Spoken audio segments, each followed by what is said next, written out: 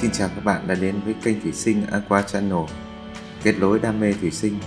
Chủ đề hôm nay mình muốn gửi tới các bạn là phân nước và kinh nghiệm sử dụng. Đây là một trải nghiệm thực tế của anh em trong quá trình chơi và áp dụng thực tế trên bè của chính mình. Trong video này, mình sẽ khái quát về tác dụng và cách sử dụng phân nước đối với mỗi phong cách bè khác nhau. Mong rằng sẽ giúp các bạn có thêm kinh nghiệm trong quá trình chơi thủy sinh của chính mình.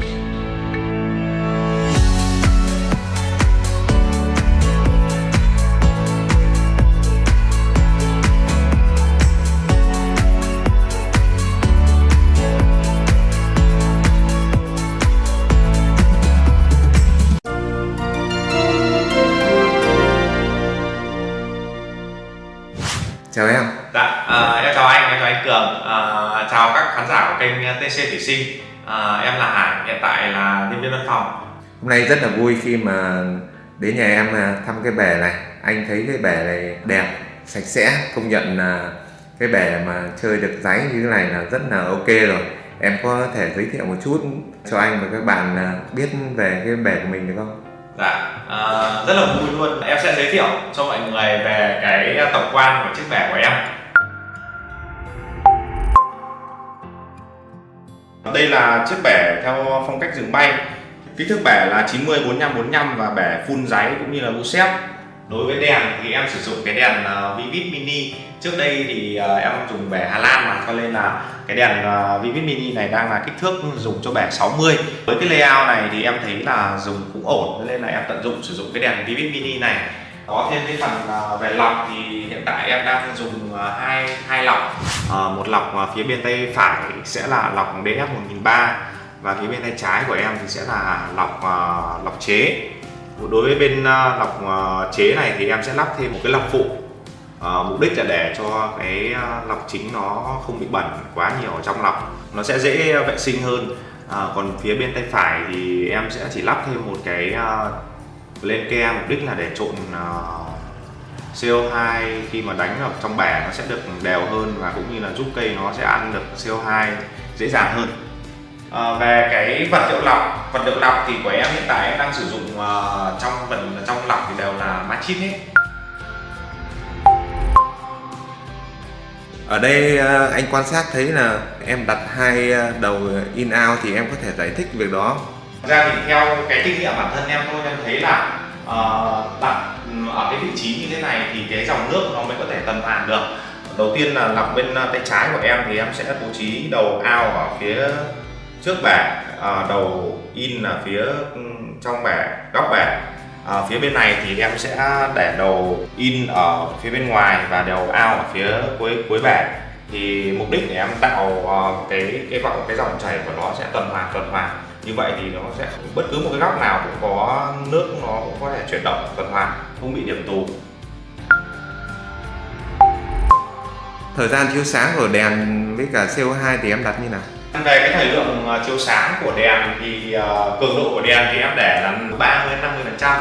Còn về cái thời gian đèn và CO2 hàng ngày thì em có bật cái CO2 trước 2 tiếng. Một ngày em đặt là 8 tiếng đối với cả đèn lẫn CO2. Đó thì sẽ chia làm hai đợt, một đợt 4 tiếng, buổi sáng 4 tiếng và buổi tối sẽ là 4 tiếng. Như vậy thì em thấy là cái sự phát triển của cây nó, bởi vì cái dòng giấy nó không quá cần nhiều ánh sáng, cường độ ánh sáng cũng như là thời gian sử dụng ánh sáng, cho nên là em chia làm hai như vậy.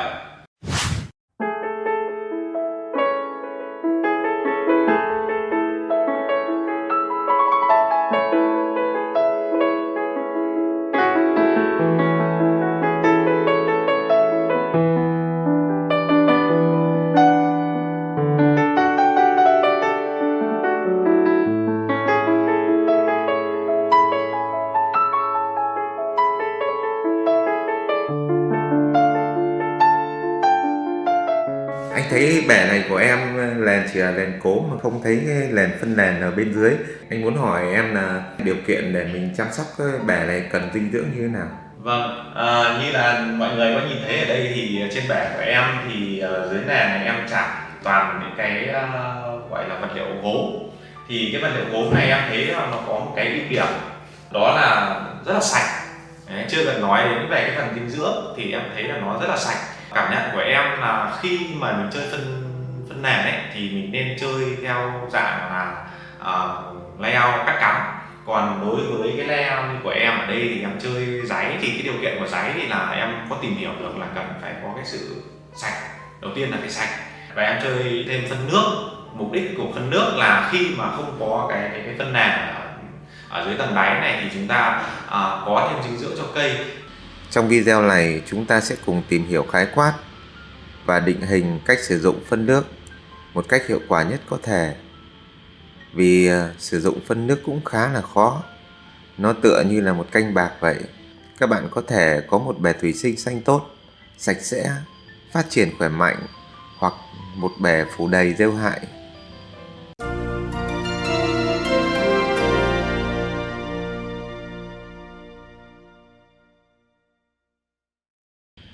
Có rất nhiều hãng sản xuất đất nền và phân nước khác nhau, hàng nhập khẩu, hàng sản xuất trong nước, hàng tự pha chế của những cao thủ về thủy sinh cũng có luôn.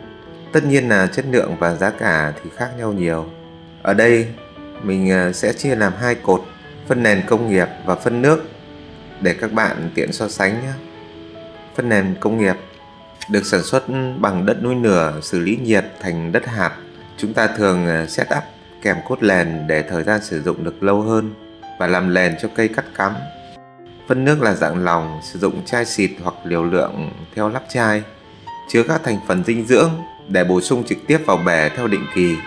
Phân nền công nghiệp, dinh dưỡng được nhả chậm trong một thời gian dài, ổn định pH, thúc đẩy quá trình tăng trưởng bén rễ cho cây thủy sinh, rất tốt đối với những loại cây cắt cắm, ổn định và không mất thời gian châm định kỳ như là phân nước. Những hãng nổi tiếng đưa ra thời hạn sử dụng bộ nền có thể lên tới 3 năm. Về cơ bản là như vậy, còn nếu như so sánh các hãng phân nền với nhau thì chắc là còn lâu mới hết. Đây là hai bộ sản phẩm dinh dưỡng nước nổi tiếng trên thế giới của hãng ADA Nhật Bản và System của Mỹ. Các bạn cần lưu ý là phân nước có rất nhiều loại, tùy theo công thức pha chế của mỗi nhà sản xuất mà phân nước chỉ chứa thành phần vi lượng hoặc thành phần đa lượng, hoặc chứa một vài chất nào đó mà cây thủy sinh cần như là kích rễ, loại kali cho cây thủng lỗ và rụng lá, loại Fe cho cây đỏ, loại tổng hợp đa lượng và vi lượng, vân vân. Anh em mình với tư cách chỉ là người chơi, anh cũng muốn hỏi em một chút là sử dụng phân nước mà có hiệu quả thì anh muốn xem là em sử dụng loại nào và cái liều lượng mình sử dụng như nào. Hiện tại em đang sử dụng hai cái dòng phân nước của Thành Lê. Thì qua cái tìm hiểu của anh em ở trên Facebook cũng như là các cộng đồng chơi thủy sinh thì em thấy là anh em có review đánh giá cái sản phẩm này dùng rất là tốt. Thì em cũng theo cái liều lượng hướng dẫn sử dụng thôi. Em sẽ sử dụng hai loại phân nước, đó là phân nước vi lượng và phân nước đa lượng. Thì theo hướng dẫn sử dụng ở đây thì đối với chai vi lượng thì sẽ xịt vào thứ 3 và thứ 7 hàng tuần. Còn đối với chai đa lượng thì sẽ xịt vào thứ 2 và thứ 6 hàng tuần. Liều lượng mỗi khi em xịt nó sẽ là 5 lần xịt đối với mỗi một lần sử dụng phân nước này. Thì đấy, như là mọi người nhìn thấy thì trên cái bể này của em thì cũng chưa có một cái rêu hại gì, em thấy là cũng rất là hiệu quả. Và cái sự phát triển của cây ấy, như trên hình thì mọi người thấy là phần rễ này thì hiện tại nó thay đổi khi mà em châm phân nước thì nó phát triển dài ra như mọi người thấy ở trên hình. Về cái ngọn cây nó đua ra cùng với hướng ánh sáng, nó phát triển rất là nhanh. Cái này thì thực sự là em không biết phải nói như nào với một cái hướng của cái cạnh của cái người chơi như em, thì em thấy là nói chung là sử dụng phân nước nó rất là ok khi mà mình châm đúng liều lượng. Theo kinh nghiệm của em là mình sẽ lên châm ít hơn cái liều lượng mà hướng dẫn sử dụng để làm sao mà bể của mình tránh được rêu hại nhiều nhất có thể. Cũng không có loại phân nước nào tối ưu hoàn toàn, cũng như không có một công thức nhất định nào là tốt nhất. Tất cả phụ thuộc vào trải nghiệm của mỗi người. Phân nước thường được dùng để bổ sung khi mà bể nền công nghiệp đã chơi một thời gian dài, khi cây cối đã có dấu hiệu phát triển kém lá teo nhỏ và lá cũ xơ xác, màu sắc kém. Bẻ tầm 6 tháng thì việc bổ sung phân nước là hợp lý, hoặc dùng cho những bẻ nền trơ, nền không dinh dưỡng. Những cây thủy sinh có rễ già không cắm nền, hấp thụ dinh dưỡng qua lá như là giấy, bu xép và dương xỉ.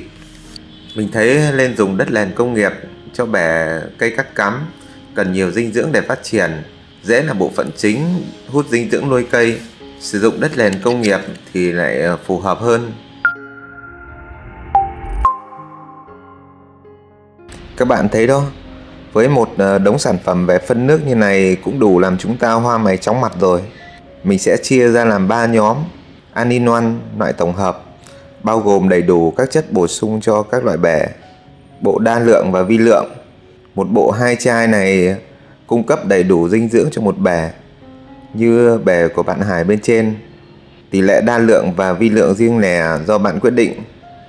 Cái này thì cần nhiều kiến thức, không thì chúng ta sẽ dùng theo chỉ định của nhà sản xuất là được. Nhóm dưỡng chất đơn lẻ phục vụ cho từng biểu hiện thiếu chất của cây như loại kali, Fe. Việc sử dụng đúng sản phẩm là vô cùng quan trọng. Tóm lại, nếu như bạn cần bổ sung cho bè thì dùng loại all-in-one. Chữa bệnh cho cây thì dùng loại riêng lẻ. Hay chơi bè hoàn toàn bằng phân nước thì dùng bộ đa vi lượng. Mình thấy là mệt hơn chơi phân nền. Phân nền chỉ cần chịu khó thay nước là mọi thứ đều ổn rồi. Ngoài ra hai cái dòng phân nước này thì bể của em cũng có sử dụng thêm hai cái chai. Cái chai thứ nhất là cái chai Pride. Cái chai này thì chắc là anh em chơi thủy sinh là cũng biết hết rất là nhiều rồi. Chai này mục đích là để sử dụng khử cái clo của nước trong nước máy. Và cái chai này thì là cái chai châm thêm vi sinh. Đầu tiên em thay 40-50% nước. Một tuần thì em thay 2 lần. Theo định kỳ là từ vào ngày thứ 5 và chủ nhật. Thì mỗi lần em thay xong thì em sử dụng một cái nắp Pride, mục đích là để khử clo trong nước máy, và thêm vào đó là một nắp của chai Multibio là chai để châm thêm vi sinh. Mục đích sử dụng như vậy là để nước trong hồ sẽ được trong hơn và có cái điều kiện để cá sinh sống khỏe mạnh. Có vậy thôi. Trong cái quá trình mà hàng tuần hàng ngày em chăm sóc thì cũng chỉ có những cái sản phẩm này hỗ trợ trong cái việc quá trình chơi thôi. Phân nước chỉ có chức năng cung cấp dinh dưỡng là chính, nó không được ổn định như là đất nền. Phân nước cần bẻ có một hệ vi sinh khỏe mạnh để hoạt động tốt, vì thế không nên châm phân nước trong thời gian đầu setup bẻ. Khi xác định sử dụng phân nước, đồng nghĩa với việc là các bạn phải tuân thủ về thời gian cũng như liều lượng của nhà sản xuất đưa ra. Không thể có chuyện vui vui thì châm thêm vài giọt, hay tuần trước bận quá thì tuần này châm thêm bù vào. Như vậy thì toang luôn. Bẻ nhiều rêu hại khi sử dụng phân nước thường là do quá liều hoặc lười thay nước định kỳ. Các bạn nên thay nước trước khi châm phân nước định kỳ. Việc này có tác dụng giảm dinh dưỡng còn tồn dư trong nước, cũng như là châm thêm vi sinh sẽ giúp bẻ ổn định hơn. Việc sử dụng phân nước hay phân nền vẫn là chủ đề còn nhiều tranh cãi. Có một sự thật là có những cao thủ về thủy sinh cũng chẳng bao giờ quan tâm tới những thứ như đa lượng, vi lượng gì cả. Nhưng họ có bí quyết riêng về việc setup và chăm sóc cây cối. Đó là những kinh nghiệm tích lũy trong quá trình chơi, setup và thử nghiệm những phương pháp trong thời gian dài. Điều kiện để cây thủy sinh phát triển khỏe mạnh liên quan tới nhiều yếu tố. Trong đó, ánh sáng, nhiệt độ và dinh dưỡng luôn song hành cùng với nhau. Mỗi loại cũng đều có nhu cầu sử dụng ánh sáng, dinh dưỡng và nhiệt độ khác nhau. Ví dụ như bè có nhiều cây cắt cắm thì nhu cầu ánh sáng, dinh dưỡng đều cao hơn những bè rêu ráy và dương xỉ. Chúng ta hiểu như vậy để áp dụng lên bè của chính mình.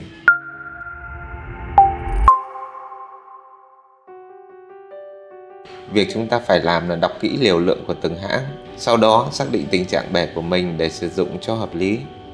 Đầu tiên, tính thể tích bè và liều dùng của nhà sản xuất. Ví dụ, bè 60, 40, 40 cm, thể tích là 96 lít nước. Ở đây mình có một ví dụ, 1 ml dùng cho 20 lít nước. Vậy thì với một bè 96 lít nước thì ta cần dùng cho bể là 5ml phân nước. Như vậy đã chuẩn chưa các bạn? Nhà sản xuất họ đưa ra liều lượng cơ bản, nhưng đâu có biết bể của bạn như thế nào, trồng loại cây gì, nhiều cây hay ít cây, layout lớn hay nhỏ. Đó cũng là vấn đề thường dẫn tới kết quả là thừa dưỡng trong bể. Vậy chúng ta sẽ ước lượng như thế này: thể tích bể trừ đi đất nền cây cối hoặc layout tầm 20% thể tích bể. Như vậy lượng nước còn lại là khoảng tầm 80 lít và lượng phân nước còn dùng là 40 lít. Để áp dụng thì ta quan sát bể của mình. Nếu như bể có nhiều cây cắt cắm thì chúng ta có thể dùng đủ liều. Bể ít cây cắt cắm và nhiều giấy, dương xỉ, chúng ta sẽ giảm đi còn 30 lít. Bể rêu giấy, Bucep, dương xỉ là chính thì chúng ta sẽ giảm đi một nửa, chỉ dùng 20 lít là đủ. Đó cũng là lý do chính khi các bạn nhận được lời khuyên phân nước chỉ dùng 1/2 hoặc 1/3 theo liều lượng sử dụng. Mình sẽ tóm lại là như này nhé. Thể tích trừ đi đất nền hoặc layout 20% thì sẽ ra khoảng thể tích nước thật trong bể. Sau đó tính nhu cầu của các loại cây trong bể. Nếu sử dụng những loại cây cần ít sáng, ít dưỡng thì chỉ nên dùng 1/2 liều lượng.